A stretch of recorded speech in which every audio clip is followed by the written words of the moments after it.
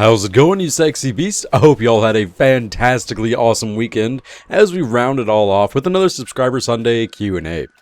Firstly, I'd like to talk a little bit about what I'm planning to do with the channel this week. Sorry I didn't get around to live streaming last week as I was feeling kind of bleh and don't find myself live streaming to be very entertaining. Having said that, I will most definitely be live streaming probably all day on the upcoming 8th, which is coming up to be a Thursday. What makes that day so special, you may ask? Well, Age of Mythology Extended Edition. I'm going to play the crap out of that.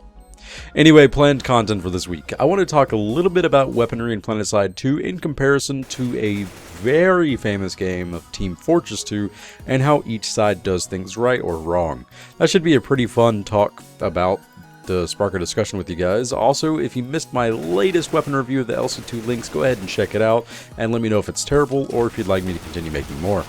I'm still a little bit on the fence about my weapon reviews as they typically take quite a while to compile. Someone also left a comment on one of my older videos saying that esports aren't legitimate sports, so I want to take a chance at doing some type of video with that. The YouTube platoon will be forming up later this weekend, so expect to see the next video of that to be on the following week. So enough about me, let's answer some of your delicious questions. And just a heads up, sorry if I mispronounced the crap out of your name. I still love you. Firstly, which I think was a very hot topic of the Planetside 2 community, Diabolical Derper asks, what are your thoughts on the brig server issue? Well, it was kind of crappy. The way SOE handled it for, 3 months was kind of bleh. They didn't really say what was up, they didn't really say what they were doing about it until about a couple of weeks ago, when the Briggs community was actually becoming the major voice for all of Planetside 2. The way they did handle it though, if you are unaware, of Briggs is pretty much up and running now without any major issues, but SOE decided to give everybody who was a player on Briggs 3 months full of the all-access membership that they now have rolling out. So that was a pretty good move on their part. The brig server issue even becoming a thing was kind of annoying, which means that it could happen at any point, at any time, with any other server, but hopefully they learned a lesson, and everybody on Briggs should be happy now. Super Company 007 asks, this one has to be with Planetside lore, with open mouth smiley face. What is your opinion on the futuristic aircraft that only seems to go 200 kilometers per hour we see in the game? They're like World War I tech. They also have rocket operated propulsion, so what the fuck? Well, I think this is all on a gameplay perspective. The ESFs in the game are VTOLs, vertical takeoff and landing vehicles, so they shouldn't have as much propulsion as, say, an F-16 or whatever, a jet that flies at frickin' Mach 9000. But I believe it's all gameplay. It would suck ass if an ESF just flies by and blows the crap out of your tank, and the only thing that you know happened was you hear them. You never see them. So that means that lock-on rockets would have to fly just as fast, if not faster. That would mean that infantry, if they just try to shoot an ESF, they're more than likely not going to hit it. So that would just be completely pointless even trying to shoot at an ESF. And generally, the map is only like 5 kilometers in size. So if we fly any faster, then we're going to take off, fly to the other side of the map in about 20 seconds. So yeah, gameplay. Think of it like StarCraft 2. The whole reason that all the units, such as the battle cruiser, are so tiny on the map is because it's for gameplay.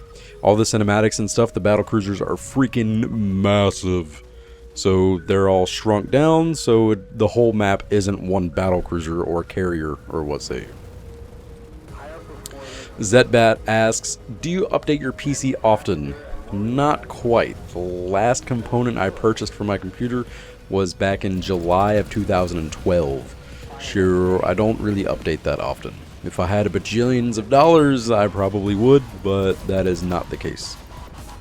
Frito Maniac asks, why don't you use the mumble crosshair anymore? Well, Planetside 2 went 64-bit, And previously, when I ever play Planetside 2, I have to start up like 4 programs in order just to play the game, since I have to open up DX Story, FOV Fix, the Mumble Crosser overlay, and whatever the hell else I feel like opening. Probably the recursion stat tracker.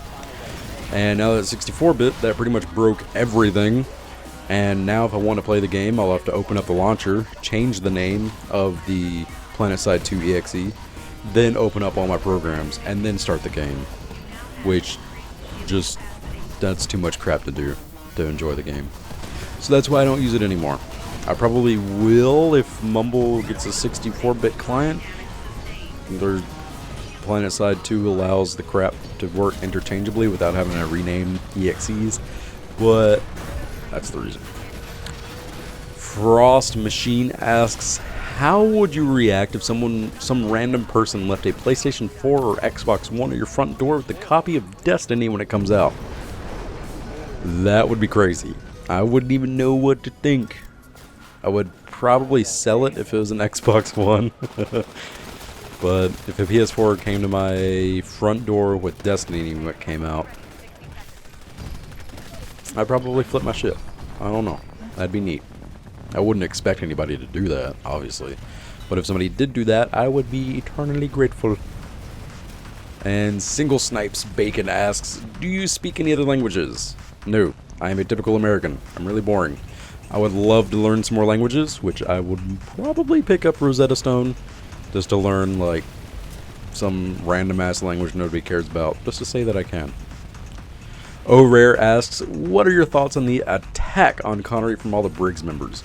Well, I touched on this a little bit earlier, but I think it was warranted from Briggs. Since the Briggs server was down, everybody went to Connery because it's the best server. I mean, that's actually what I'm doing now. I've remade 3 new characters, all on Briggs, for the Terran, Vanu, and New Conglomerate. So those are going to be my new recording guys, which I will use to kick butt with. And it only makes sense. Connery's the most populated. If the Briggs server's down, just go to the most populated server. I thought it was really cool that everybody put on their names from Briggs, or on Briggs, or whatever their outfit names were, or their character names were, just so everybody knew that Briggs was fucking up. Freedy Lorman asks, have you ever played Firefall, and if yes, did you like it? I did play Firefall for just a little bit. I think Firefall is going to be one of those games where it stays in developer hell forever. I believe the CEO, or the director of operations, whichever you want to call it, was actually holding back the development company. And once that guy got fired or let go, or what say you, I believe the game's been pumping out a lot more patches, but it's been 4 years now, probably more or less, whichever. The Firefall has been a thing, and the hype train has driven off of a cliff, and I really don't think anybody cares about it anymore. It's gonna be kind of difficult for them to earn their money back from all the development time that they put into it, but it would be pretty neat to see what they can do with it. And I thought it was kind of boring when I played it, so there's that. Examine 1525 asks, do you ever plan on playing Arma 3 or Insurgency? Well, I hate the Arma games. They all run on terrible engines, and I'm just not a big fan of it. But I do have Arma 2, Operation Arrowhead, as well as Arma 3, so I guess that's a possibility that I could play it every once in a while. And Insurgency, I actually did play this a lot back when it was in early access, which I think it is out now. But I did do some type of machinima thing with a couple of friends of mine to show off how cool Insurgency could be if you took it like a real-life war scenario. Insurgency is really cool, I just haven't picked it up in a while. YOLO. I'll probably play it again here soon. Who knows? Probably. That's a definite maybe.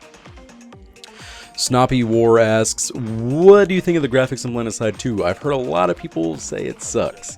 Well, when you compare Planetside 2 to a similar competitor, which I'll just go ahead and say Battlefield 4, it looks like shit.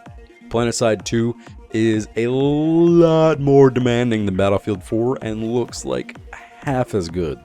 Battlefield 4 is a lot more GPU intensive, so typically people can run it better. Planetside 2, even on my machine, which I'm not going to say is the best, but whenever I'm recording in a big fight, I drop down to about 35 frames per second. That is terrible. Whenever I'm playing in Battlefield 4 and I'm recording and it's 64 players, all just having a big orgy in the middle of the map exploding the crap out of stuff, I'm typically chilling at about 90 frames per second.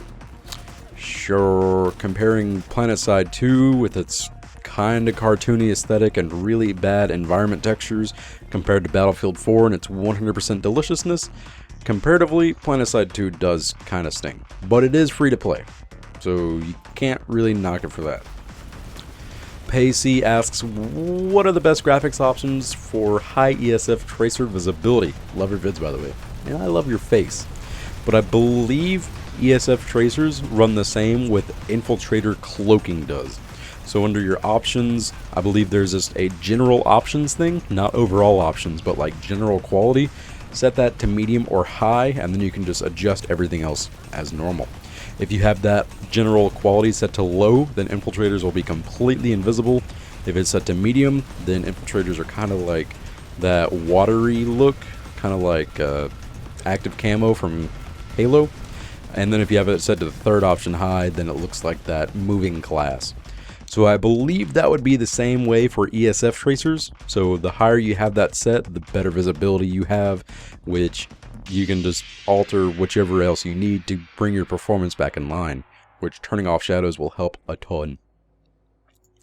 Ben Morrow asks, hi, I'm going to be new to Planetside 2 when it comes to PS4. What faction do you recommend for me and my friends should I play? Thank you, smiley face.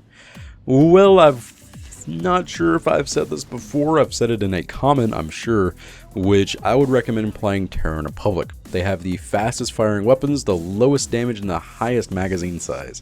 So if you go toe-to-toe somebody, if you're fighting medic on medic, you're doing New Conglomerate versus Terran Republic, you've got 40 bullets and 143 damage per shot compared to 30 bullets and 167 damage per shot. And you also have 150 round per minute fire rate bonus advantage on top of the New Conglomerate guy. So if they miss a shot, they're going to be greatly penalized, and if you miss a shot, you're throwing lead down range so fast it typically doesn't freaking matter. So I would recommend rolling out with the Terran Republic to start off with, since they are the easiest faction to start off with. And last but certainly not least, Beanie Shulman asks, do you sing in the shower? Hell yes I do. I think everybody does. It's just way too fun to do.